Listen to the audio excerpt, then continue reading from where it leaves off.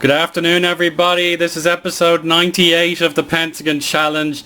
It's quite unbelievable that I'm that close to another 100th episode of a series, but this is all about Payback today, as the team that pretty much deserved it but were the unlikely winners last season in the Club World Championship. I now get my chance to play in a domestic game against Tigres UANL, the team that of course nearly won the Club World Championship at the expense of Vasco, and I want to get a measure of revenge on them for denying me the opportunity to become the world champion for the first time. And they are not having such a good season here in the Mexican division opening stage. They lie 7th. It's pretty much you have to hedge your bets at this point that the top 8 that we have right now, they are the ones most likely to go through, as Dorados have fallen away, allowing Cruz Azul to break into the crucial half of the table. Santos Laguna and Pachuca will be disappointed also, but they might be able to sneak in a few results with games starting to run out now. We lie in 5th position. We're starting to get some wins on the board again after a terrible run of draws and defeats.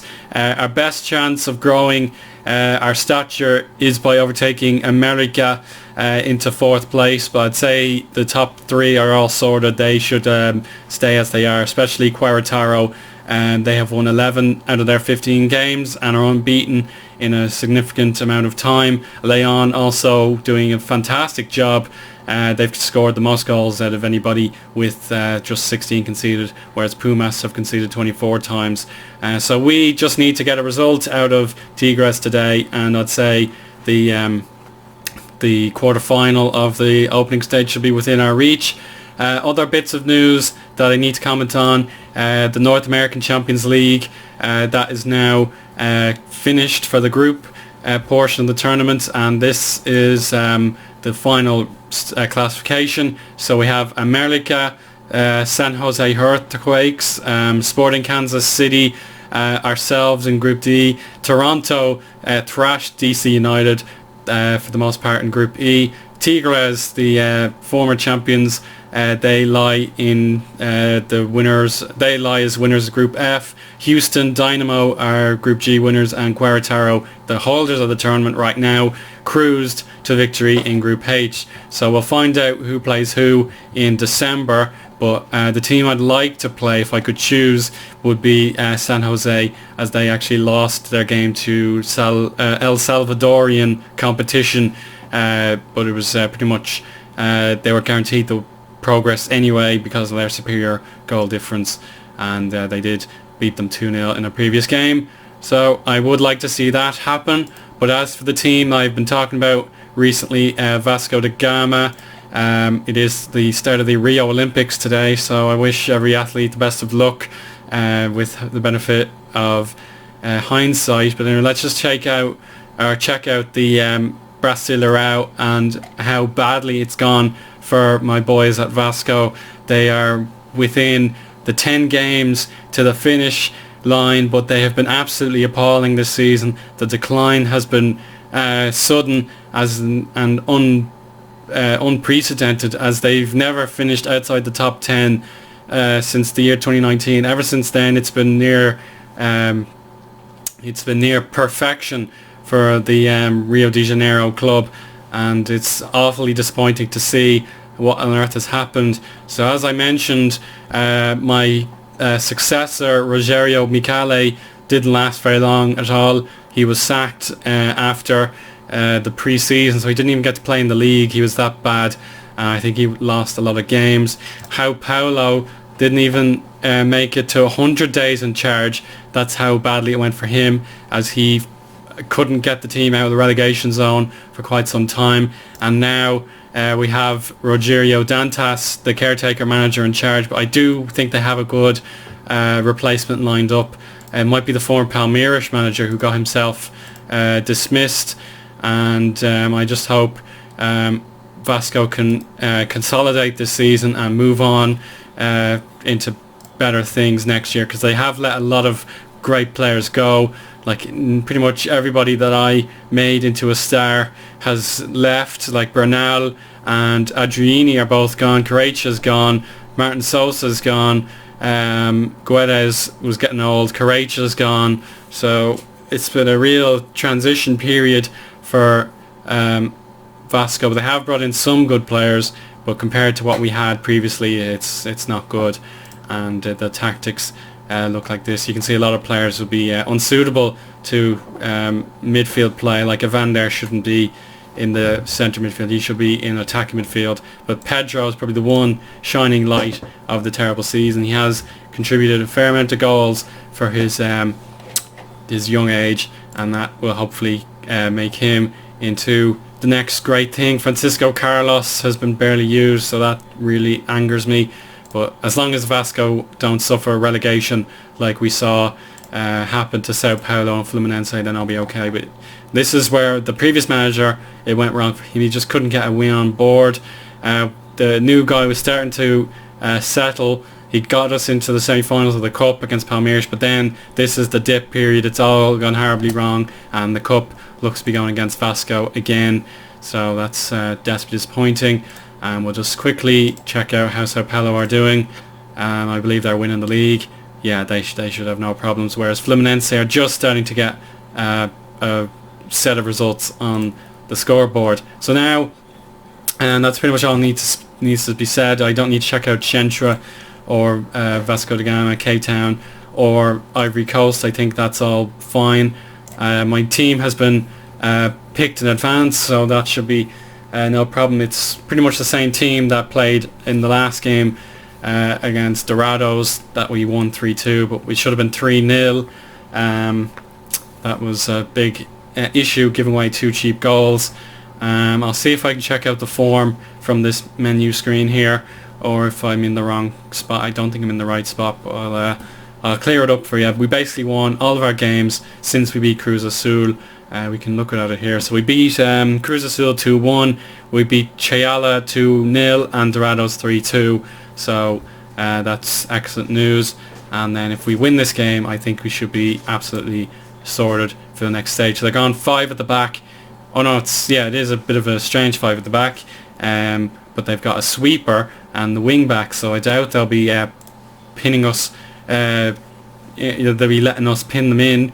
They should be in reasonable control of their destiny, but we'll try our best to break them down, especially with home advantage, something we haven't used particularly well all throughout this year. But they have some fantastic talent, as we saw in the Club World Championship, so we'll try and neutralise all of them to the best possible stand. But I'd say they're reasonably well rested. Let me see. No, not quite. There are a few tired legs, but that won't matter if we don't show up and deliver our performance, the one that matters to me. So we'll put on the crowd noise and we'll say it's time for payback, not just for me but also for the players in general, as Tigres have been so much better than us over the years, and we'll have to make that little statistic go down. So let's get on to the kickoff. We'll mix up the passing to begin, and we won't pass into space and we won't run from positions, but we can get on with the kickoff. And let's see what my best players can do. So Vitor, watch out for him. He is the man in form, as well as Kota. He bagged those goals against Cruz Azul that got us back on the road to victories. Now Paul with an early cross. Fouquet can deal with that one fairly well. Reyes running down the channel. Vitor feeds Rafael, his compatriot. Rafael nearly scores in the first minute, like in the last episode, but the fantasies are not quite consistent in my life, unfortunately. It's a bit of grim reality necessary from time to time. A poor cross from Crespo leads to the goalkeeper clearing it for his kick. Rafael wins a header, but he's the last man forward, so he has to try again. Reyes and Vasquez working together. We have Wallace and Ricardo, another Brazilian on the ball. He goes backwards to Rossi. Vasquez and Reyes to Rafael, and it finds Vitor, and he should have scored. It looks so much easier than not to score from there, but a big chance already for Monarcas Morelia. But we can try again with Wallace, and he goes all the way to the channel. Rafael finds the goalkeeper right in the way, But this is a very, very encouraging start, and we have to continue the pressure. I think crossing low will work out better. Will we transfer now to the next highlight? It's a chance for Tigres, and the Flares are closer to the goal than that shot was in the context of the guy's ability. But now Raphael sneaks in behind, and again it's just too high. We just need to calm it down a little bit. There's no need to be bombastic and waste our chances, but now we have Paul. He can beat our defender, and he goes low, but it's only back to Paul, and Robles gets in the way, and that prevented a certain goal. I don't know, a certain goal. But here's Raphael, tackled by Santibanez. Close, but no cigar. But we got control now. I think Tigres are starting to get comfortable with the game. But a sure thing will be a goal in this first half. I can feel it, but who will get it? Oh, and this might be Anchen. Oh my God. I called it, and that's not good. Very, very sloppy from Morelia. We'll have to go more direct and pass into space to get our measure of revenge. But it's unbelievable, really. The first shot we give away on target, and it's again. But now Wilson Ricardo didn't get moving quickly enough. He should have been alert to a counter-attack, but maybe Kota can do... Oh, what a tackle. It looked impossible to make fair contact from that position, but nevertheless, it was well done by Paul. And now with the left-hand defender gone. Oh, it's lucky. We were totally exposed in our back line. He was able to run, but no delivery from the cross. It was totally wasted. But now Reyes and Vasquez battling together. Wallace and Ricardo loses it. Can we force an error? No. Oh, we can! I'm wrong again. It's Raphael with the complete trick shot. He didn't deserve it, but we'll take it. 1-1. And the keeper was charged down sufficiently. We'll do that again now. I don't see why not. We can keep charging the keeper now with the exhausted centre back.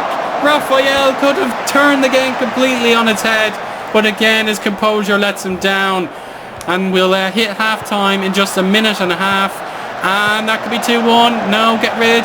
Yeah, there we go. Raphael to Vitor. Vitor looks up to Kota. We have two options in the box. Wallace and Ricardo. Not the right option in my opinion, but what a first half from seemingly boring permutations. We have a 1-1 situation, and I think we'll have to use the media as a motivator. Raphael with the goal, he's happy. We'll say we're not too impressed with the defenders. We can say yeah, some of the midfielders have been great, others not so much, particularly the wingers. They need to get more involved. So how can we do that? I think we'll make Wallison a complete winger, and Kota can go into support mode. Vitor though is doing a splendid job. I keep making up, I'm trying to say two different words at the same time, like stellar and splendid, and then I just don't manage to pick one or the other in time. So there we go. We can stick to positions maybe, and we'll mix the crossing up now in the second half. That could make a difference. So let's kick off straight away. Other fixtures are going on behind us. So we've Veracruz 2-0 up. We've Chivas tied with Leon. That's a big game. And in America, we don't want them to beat Toluca, but it's a foul by Wallace and Ricardo. But thankfully it didn't lead to a goal. Time for a bit of creativity. My players, and Kota could get in behind. 2-1. 2-1. Kota for his 6th strike of the campaign. Makes me a happy gentleman indeed. And now this could be the opportunity for 3-1 and game over. Here's Kota and Wallace and Ricardo. Should have gone for the far post. That would have been a goal, especially when he is a right footer in general. It should have been an easier task to hit that corner than the near post. But now Crespo feeds his teammate with a pass, but he can't get there, and that leaves Morelia to think about a substitution. So we'll do that now. I don't see why We need to push the wingers up constantly when we have a narrow lead. So when our two underperforming players come off, and we now have fresh legs to try and get in behind the very exhausted Tigres guys. You can see Noboa has made an appearance for Tigres, but now Moreno. Oh, it's a clever pass, but it was rooted out at the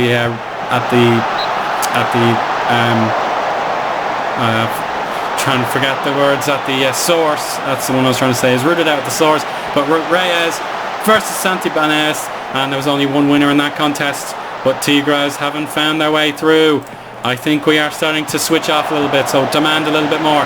Header to Vitor, and he's in complete freedom of the stadium, using everything he could, but it was a poor pass. Noboa down the right hand side, Hernandez and Crespo, former Premier League players of course, and that's wide by Crespo, but the surnames are famous in the context of history. They've made their final subs, and they're all defensively minded, but I think there is a wing back. Yeah, Alvarado is a wing back, and I don't trust him for a minute. Apart from that, they've played the sweeper, and Noboa is a centre midfielder, so we're just closing down, and we might go to counter-attacking mode, even though it seems a bit unnecessary. I just think they will push all of their players forward, and that could be the time to strike. There's a giveaway from the goalkeeper, but we give it straight back.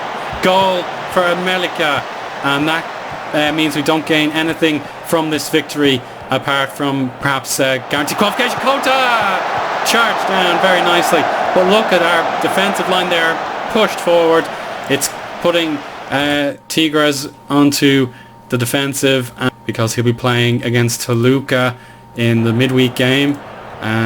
No, sorry, Pachuca, excuse me. We play Pachuca, so we'll go into structured mode. We don't want to concede in the last 50 minutes like we so often do. Briseño all the way to Cano, low cross dealt with, and Kota will get there first. Look at the passion. He's gained about 10 yards on his opponent, and that doesn't quite work out for me. Alvarado now on the ball. Espericueta, short pass doesn't work. It's a clean tackle. Rafael won't get there in time. Crespo to Alvarado, and Noboa shoots from a crazy distance, and thank goodness it didn't work out. Time to retain the possession, and low crossing. Discipline. Oh, it's a corner kick. Alvarado nearly got lucky according to the commentary, but that's a terrible set piece. But he does try again, and Rossi had to get back. Cano. Oh, again, the crossing is letting down the Tigres. They've only hit 4 crosses compared to our 5, which isn't much to brag about, but we've hit some... we've hit the back of the net twice, and they've only done it once. Galeana back to goal nearly. Dribbling all over the place. Unfortunately, that's a giveaway. Diego Carlos sweeps up the play. Reyes to Galeana for a second attempt, and unfortunately he's conceded the possession again. And Anchen back over to Crespo. Crespo short to Hernandez, and now it's another chance for a breakaway. We've wasted it, but Reyes again, he's offered a lot of space and we don't use it. Cleared. Anchen, great shot, and it warms the keeper's gloves. It's still 2-1 and the game is on a knife edge. Moreno could wrap it up with this free kick and maybe a low cross. Robles again. It's back and forth action, and it's no end in sight. Galeana skips over a tackle, holds it into the corner, and Paul just shows him where to go, and we get a throw in from it. Diego Carlos, he has 3 options nearby. He doesn't go for the right one, but he gets it back. Moreno to Rossi, and it's a back turn, and that could prove costly. Crespo gives it away himself. The passing has been exceptionally poor. Tigres only hitting 65% of their passes. It's another corner kick. We can waste a few seconds here. Reyes doesn't quite exploit his opportunity to the best possible intention, but he goes again, and it's dealt with, and that'll roll out for a throw. We have 2 minutes longer to survive, and it looks like we're going to make it. Carlos gives it away to end the game, and my anger against Tigres proves effective as we put them to the sword, winning by 2-1. That's our 4th consecutive win, and that recovers our slump from a few weeks ago completely. We have turned that around, and it's so nice to be able to say to Tigres, you're not going to ruin my ambitions every single time now. And man of the match goes to Rafael. It was one of the easiest goals he's ever likely to score, since he didn't have to do anything. He just stood in the way of the keeper, and it shot into the net. So that puts us on 27 points. We are clear of Cruz Azul now. They have a game in hand over us, but Toluca is the team you want to watch out for. They're on 17 points, and we are 10 points clear. So one more win should get us safely into the top 8. Other results today, Veracruz have gotten 4 goals past Atlas. That puts them off. Well, it doesn't put them off bottom, but it gives them something to celebrate. Leon and Chivas couldn't be separated, but that'll be good news for Leon. They could have topped the league with a win there, but they won't mind, I'd say. They don't have to win the league from the 17 opening games. And then and that's pretty much everything. We won 2-1, and Kota scored for the 25th time, and that's very welcome in my eyes. So we'll probably go to the final day of the season, summarise the rules and how they progress, because I haven't quite paid full attention, and I just presume the top 8 teams play each other in a knockout portion. So we might go to last season for reference. Let me just see. Quarter-final. So just a 2-legged affair.